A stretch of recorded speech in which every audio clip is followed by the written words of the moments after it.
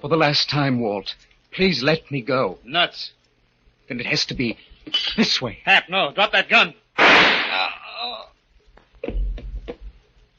I'm sorry, Walt. Very sorry. I've known all along you had to die tonight. But I didn't know. I killed you.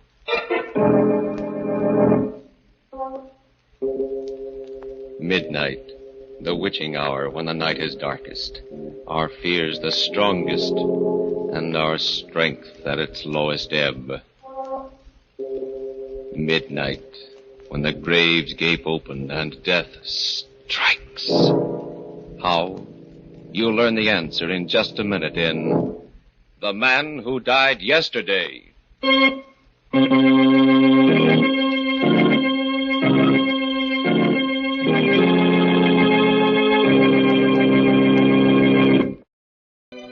Afternoon on a little-traveled highway.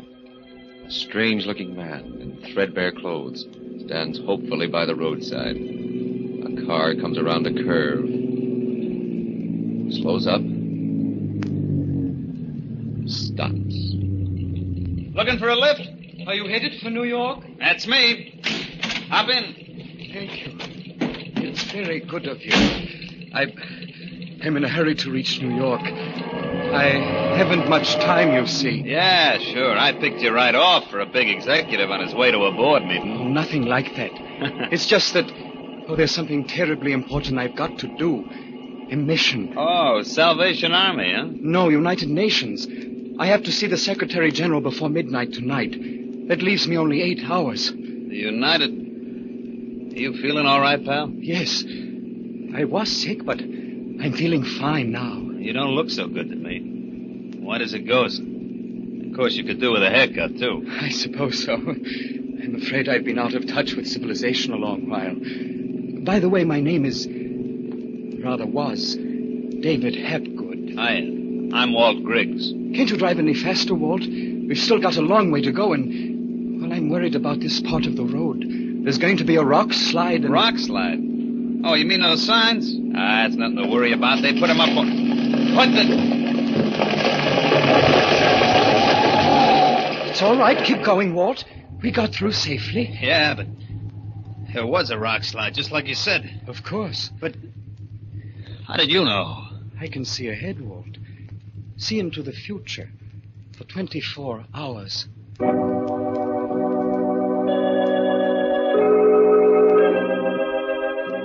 The guy was nuts, of course, but... still, what are the odds against calling a long shot like that? 1,000,000 to 1? 1 billion? I gave up trying to figure it. We drove along for about an hour and then stopped for gas. There was this hamburger joint right by. Where are we going, Walt? Grab a bite. Oh, but there isn't time. I've less than 7 hours now, and by midnight We gotta gas up anyway, and I'm hungry. Come on, Hep. Hiya, fellas. Hello, sugar. Sit down, Hep. What'll it be, boys? Hamburger for me, sweetheart, with onions. What's yours, Hep? I'm not hungry. Oh, busy with your speech for the United Nations, huh? Well, I'll just read this racing form while you're thinking. Racing form? Sure, I play the G's all the time. Got some important dough on today's meet. $50 on Alistair to win in the 6th. Alistair. Yep. I'm afraid you'll lose your money, Walt. What? Don't kid me. Alistair's the hot favorite. It's going to be a walkaway. Marble III won that race. Marble? What are you, nuts? He's a rank outsider. 100... What do you mean won the race? It hasn't been run yet. Hasn't it? I didn't know. Look, wait a minute. Sweetheart. Yeah? You think you can get the races in the radio? Oh, sure. It's all tuned in. A lot of our customers like to listen. Walt, we can't waste time like this. Who can think about a horse race? I can. Remember my $50. But... Cruising for the great race. The crowd is going wild with excitement. They're around the bend now, coming into the straight. Alistair is out in front by 2 lanes. Uh-huh. The rest of the horses bunched. Alistair's going strong. Attaboy, where's your marble, Hap? Wait. Entering the last stretch now. It's a walk away for Alistair. He's in. 4 lengths ahead and no challengers. Wait a minute. Alistair stumbles. Can't regain stride. He's down. What? The jockey's going clear, but Alistair... The other horses have gone fast. Number 8 is out in front. Number 8. Marble the third. Marble the third. Marble the third. And Marble wins. Rio! Turn that That's thing off. fun for the books, folks. The most extraordinary... I'll be... You knew it all the time, Hap. You knew Marble had to win. Of course. Walt, we've got to go. Sure. Sure, Hap, anything you say. You're the guy I've been waiting for all my life.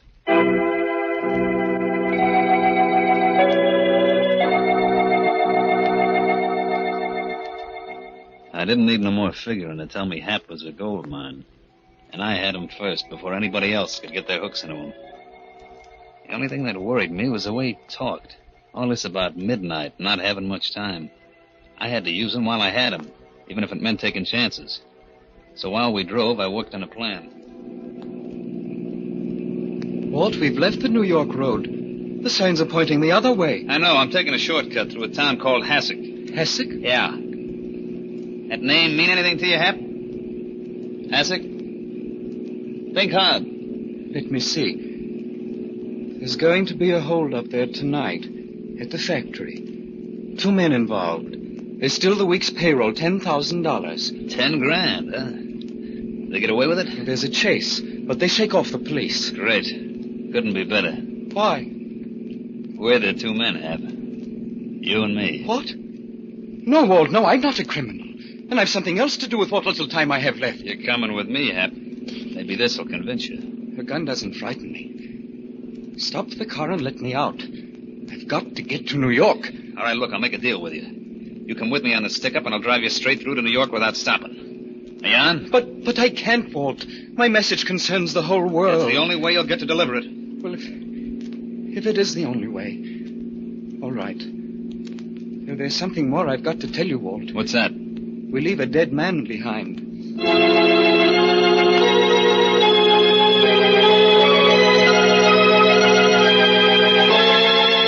It was getting dark when we hit town. I drove down the main street and onto the factory building beyond. It was all dark except for a light in the cashier's office.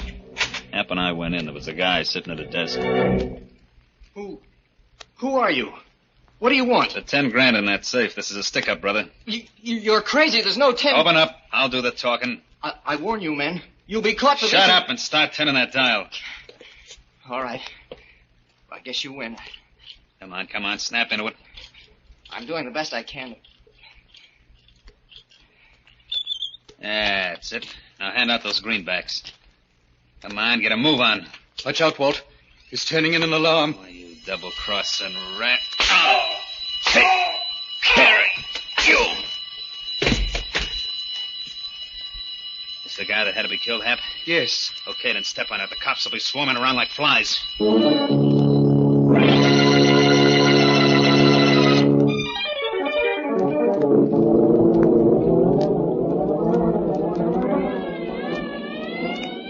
They're gaining on us, Walt. Can't go any faster. I'm down to the floorboards already. They'll start shooting soon. You sure we get away? There's no slip-up? No.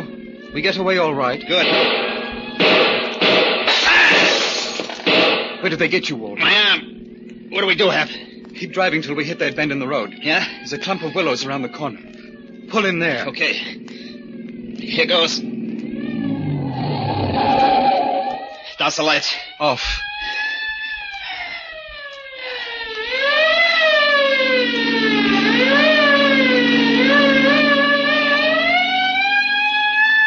Shook him, Hap. Just like you said. No hurry. Get back to the New York Road. I've less than 3 hours left. Okay, but I gotta stop and see a doctor. A doctor? Sure, my arm. Oh, what's the matter, Hap? I'm afraid of that doctor. Something happens there that I don't understand. What is it? I don't know. It's something I should have explained before. I can see into the future for you, Walt, and for everyone else. But not for myself.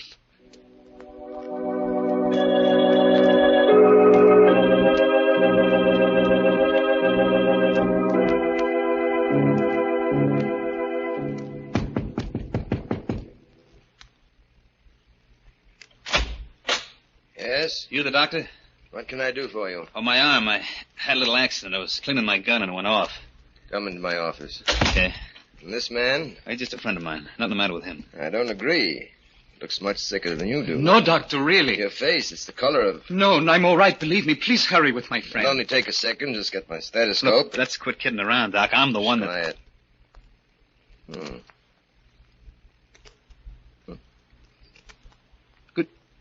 Good Lord. What's the matter, Doc? Why are you looking at him like that? But it's impossible, of course, but there's no heartbeat. No. But that's impossible. If your heart wasn't beating, you'd be... Dead? Yes. I've been dead since yesterday, at midnight.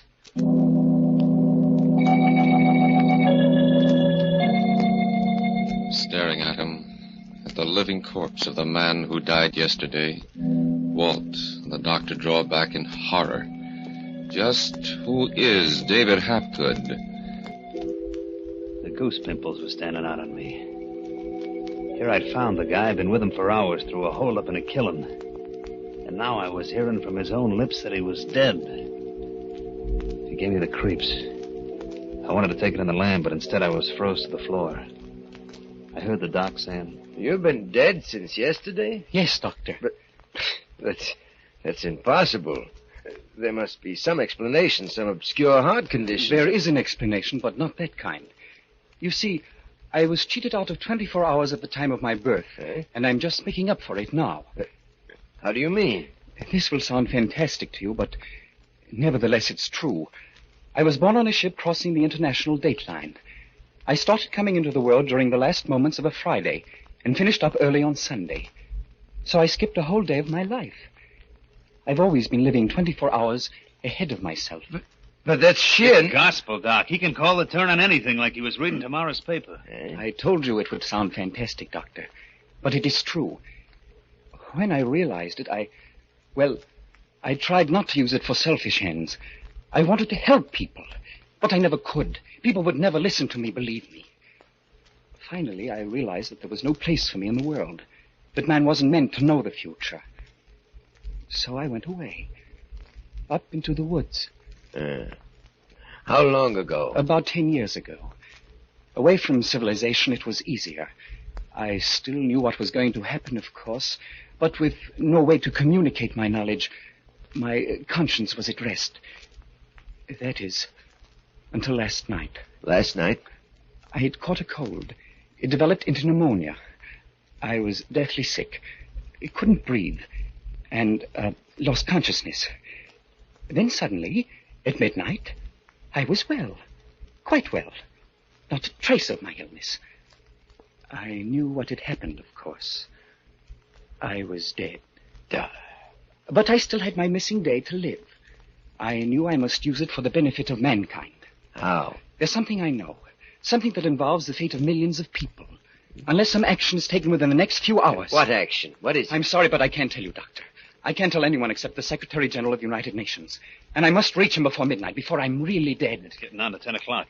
Now do you understand why I'm in such a hurry? I'll say, let's get going, Hap. Never mind about my arm. That can wait. No, listen to me, Hap. You can't leave. What? As far as your being able to read the future is concerned, well, it doesn't matter whether I believe that or not, but that heart condition of yours, that's something unique in medical history. Now, you've got to let me take you to a hospital where it can be studied properly. Lay off that stuff, Doc. I'll phone for an ambulance. Stay away from that phone. He's mine. Yours? But do you realize what this can mean to science? Don't give me that talk. You just want to grab him off for yourself. But nonsense! Stop it, both of you.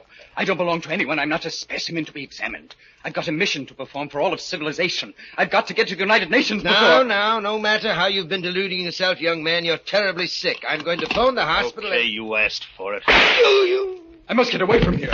Hap, come back here. Come back here. Okay, if you're dead, it won't hurt you, and if you're not... Oh! Holy smoke. That bullet went right through you and only knocked you down. Let go of me, Walt. Try to run away, huh? I've got to get to New York. Nothing can stop You're me. coming with me, Hap. I got plans for us as long as you last. You've got your 10,000. What more do you want? A chance to run it up to 100,000, and we can do it. I know the place, and you can call the cars. But there's no time. I'm figuring on only a couple of hours. That's plenty. Listen, Walt. I'm asking you for the last time. Let go. Do a decent thing for once in your life. Nuts. What I'm trying to do, it's for you as much for millions of others. I never gave a cuss about the others, and I'm not starting now. All right, Walt. Then it has to be this way. Hap, drop that gun. Oh! I'm sorry, Walt. Very sorry. I've known all along that you had to die tonight. But I didn't know that I'd kill you. Kind of a silent type, ain't you? Sorry? Oh, that's all right. I don't like fellows that gab too much. You know, it was nice of you to pick me up back there on the road. I was lonely. Besides, I needed reassurance. How's that? You see, I've been out of touch with civilization for some time, and the people I've met today weren't inspiring. You're a strange guy, do you know it? Am I? Yeah, I mean, the way you talk and look. You don't look quite real. Oh, now don't get me wrong. I like you a lot. Oh, I'm glad. Well, for instance, we've been driving for nearly an hour now, and you haven't even made a pass at me once. I'm afraid that wouldn't do either of us much good. Yeah, but just the same, a girl appreciates a little thing like that. Incidental, what's your name? You can call me Hap. Hi, Hap. I'm Hazel. How do you do? Well, I guess I ought to tell you something about myself. Well, I know a little already. Huh? You're going to New York to find your fiancé, aren't you? Yeah, a guy called... Say, how'd you know that? You're going to look him up in the phone book and call. Then you're going to find out that he's married. What? Oh, you're kidding me. Jim wouldn't do a thing like that. He'd wait for me forever. He said he would. And, hey, why are we stopping? Almost out of gas. Howdy, folks. Fill her up as quickly as possible. Okay.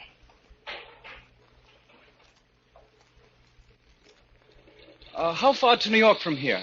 Well, you ought to be at George Washington Bridge in about 10 minutes. Fine. You folks hear about all the excitement on the highway? No, what happened? Well, the cops are looking for a crazy killer. Murdered 3 people. One was a stick-up. The other 2 was a doctor and his own sidekick. Oh, what's he look like?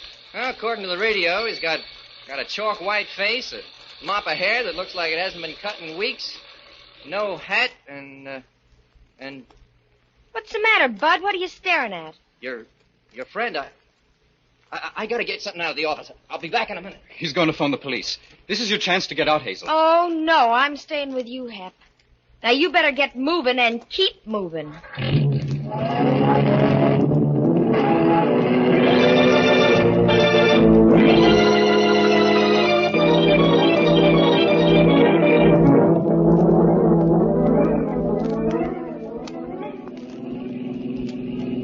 No sign we're being followed. We may make it yet.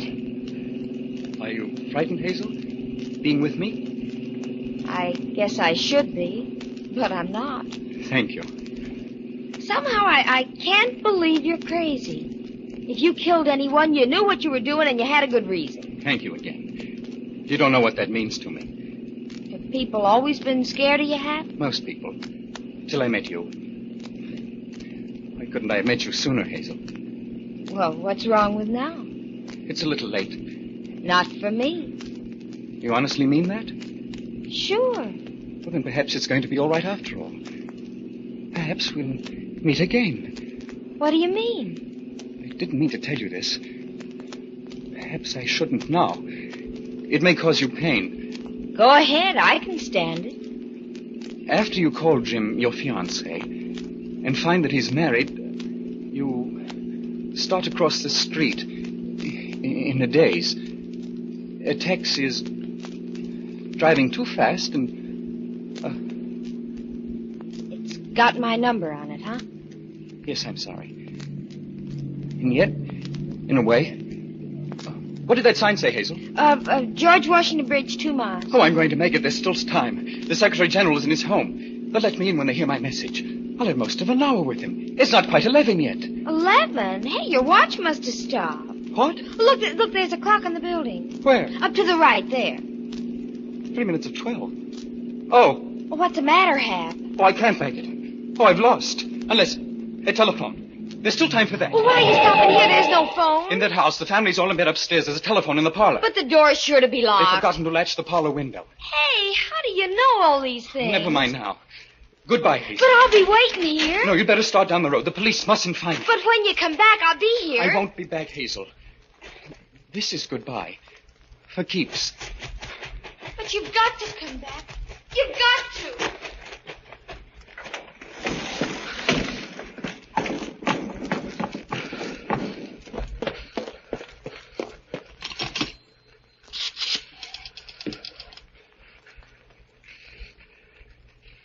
Operator, get me the Secretary General of the United Nations at his home. Hurry, please. It's urgent. Hello? The Secretary General, please. It's terribly important. No, I've got to speak to him personally. Midnight. Hello? Will you get him for me? There's no time left and... never mind. I'll tell you.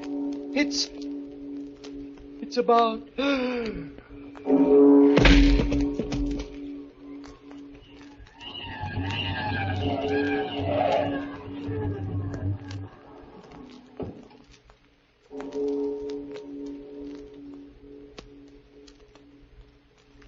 That's his car outside, officer. I'll swear to that. He must have climbed in this window. We'd better go in and have a look.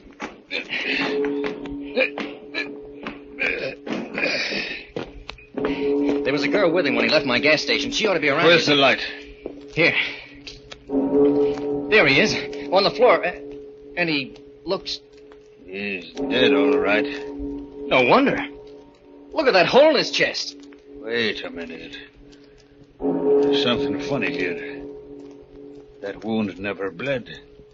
Huh? And the only way that could happen is if he was dead before the bullet hit him.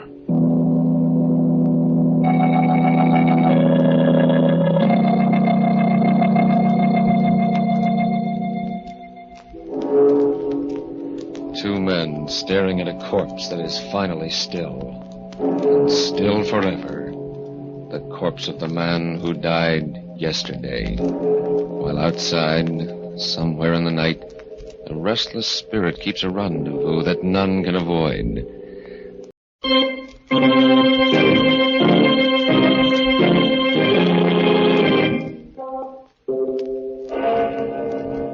Remember to be with us again when death brings time to a full stop and the clocks strike 12 for Murder at Midnight. The part of David Hapgood was played by Stuart Brody. Vandell Kramer was Walt. With music by Charles Paul, Murder at Midnight was directed by Anton M. Leader.